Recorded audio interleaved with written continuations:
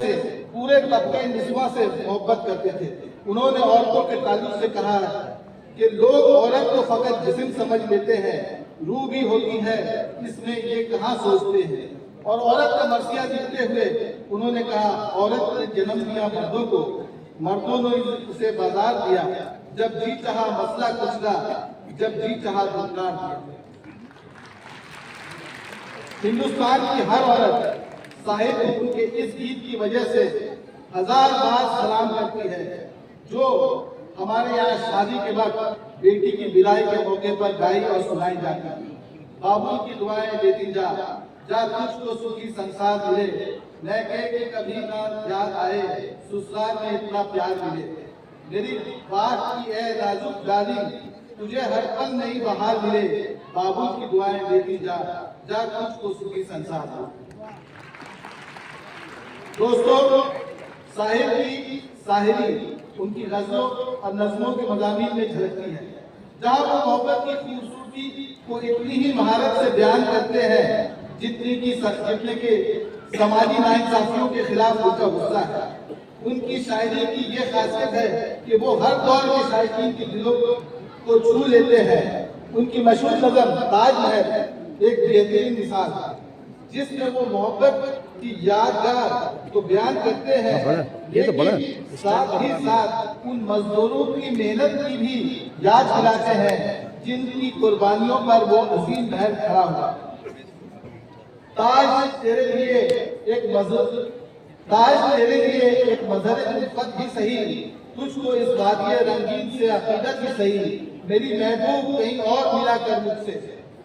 ایک شہنشاہ نے دولت کا سہارا لے کر ہم غریبوں کی محبت کا اڑایا ہے مذاق، میری محبوب کہیں اور ملا کر مجھ سے۔ وہیں دوسری طرف فلم تاج محل کے لیے انہوں نے نہایت مقبول نغمے لکھے۔ اس فلم کا یہ نغمہ کون نہیں دل بناتا، جو وعدہ کیا وہ نبھانا پڑے گا، روکے زمانہ چاہے روکے خدائی، تم کو آنا پڑے گا۔ اس فلم تاج محل کے لیے ان کو پہلا فلم فیئر ایوارڈ 1963 میں ملا، اور دوسرا فلم فیئر ایوارڈ فلم کبھی کبھی کے لیے ان کو 1976 میں ملا۔ صاحب لدھیانوی کی شاعری ان کی انوکھی شاعرانہ قابلیت کو بیان کرتی ہے، جس میں وہ اپنے کلام کے ذریعے قاری کو جادوئی طور پر مضبوط کر دیتے ہیں۔ ان کے کلام میں لفظوں کا ایسا تانا بانا بنا جاتا ہے کہ پڑھنے والا ان کے جذبات کی گہرائیوں میں خود کو غرق پاتا ہے۔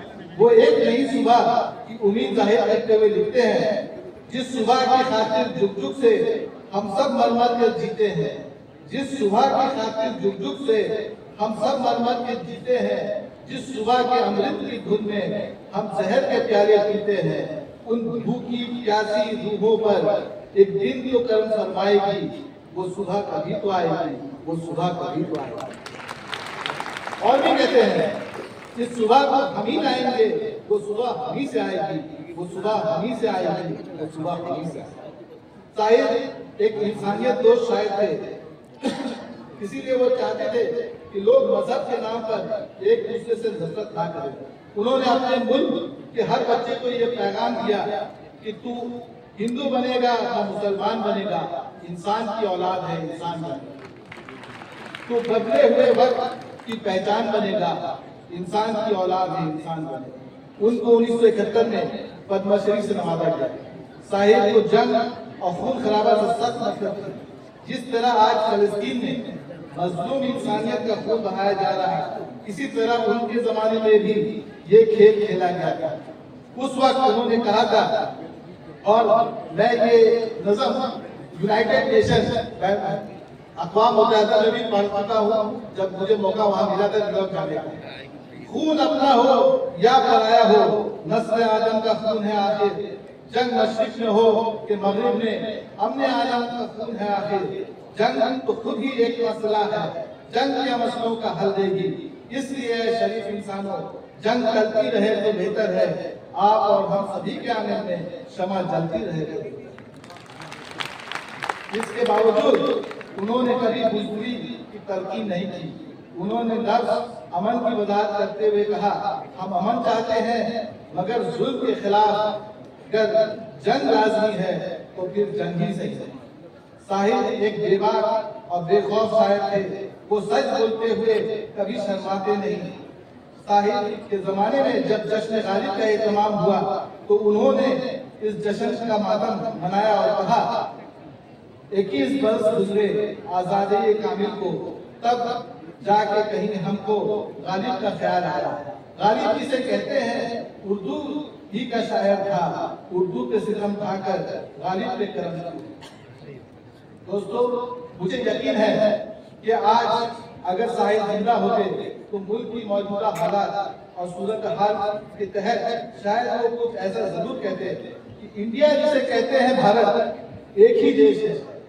انڈیا جسے کہتے ہیں بھارت ایک ہی دیش ہے، پھر انڈیا پر ستم ڈھا کر بھارت پر کرم کیا.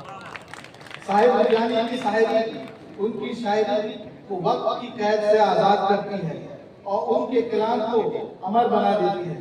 ان کی شاعری میں ایک طرف تو شاعرانہ حسن ہوتا ہے تو دوسری طرف ان کے کلام میں سماجی و سیاسی شعور کی گہرائی بھی نظر آتی ہے.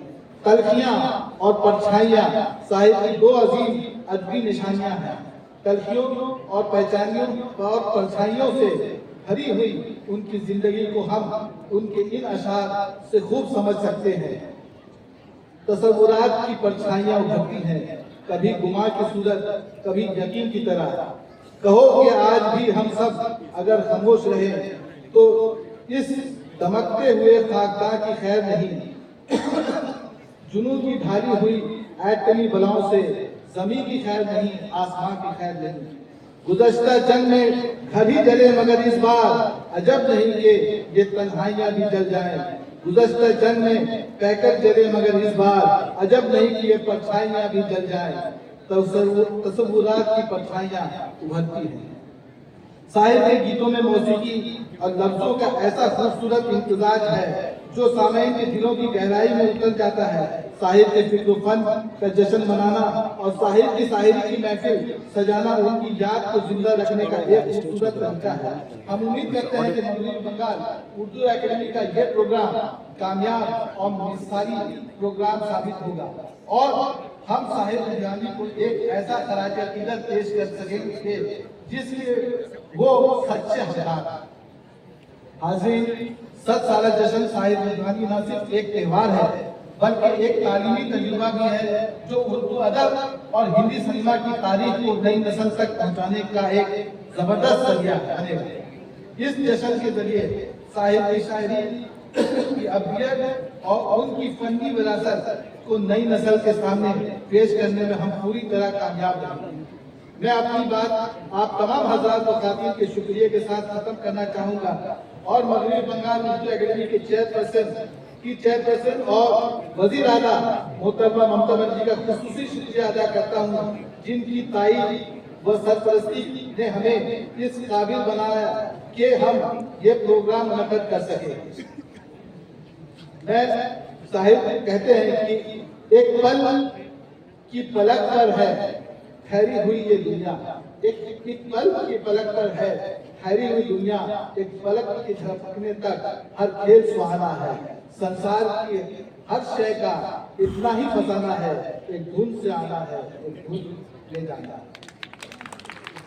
25 अक्टूबर 1980 को दिल का दौरा पड़ने से साहिब की मौत हुई, लेकिन वो आज भी अपने कलाम और गीत और नगमे के जरिए हमारे दरमियान है. जिंदगी में हमें साहिब के नाम पर मिल बैठने का जो मौका दिया है, इसका शुक्रिया साहिब के अल्फाज में अदा करते हुए मैं आपसे रुखसत हो जाऊंगा. जिस्म की मौत कोई मौत नहीं होती है, जिस्म मिट जाने से इंसान नहीं मर जाते, धड़कनें रुकने से अरमान नहीं मर जाते, सांस थम जाने से ऐलान नहीं मर जाते, होठ जल जाने से फरमान नहीं मर जाते. जिस्म की मौत कोई मौत नहीं होती है. आइए अब साहिब की शायरी का पर्दा उठाएं. बहुत बहुत शुक्रिया.